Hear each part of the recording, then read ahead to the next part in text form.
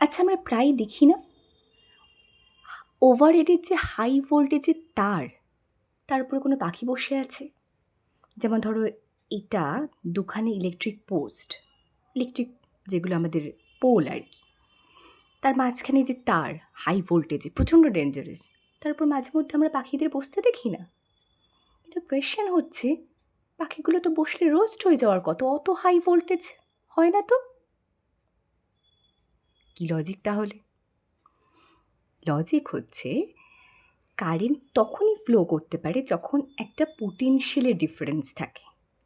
High potential থেকে লো পোটেনশিয়ালের দিকে তবেই একমাত্র কারেন্ট যেতে পারে। এখন দেখো, পাখিরা যখন তারের উপর বসছে, ওর দুটো পাই তো তারের উপরে রয়েছে, তাহলে দুজনেই সেম পোটেনশিয়ালে রয়েছে। পোটেনশিয়ালের গ্যাপ তো নেই, ডিফারেন্স তো নেই, তাই কারেন্ট ফ্লো করবে না। পাখিটারও কিছু হচ্ছে না।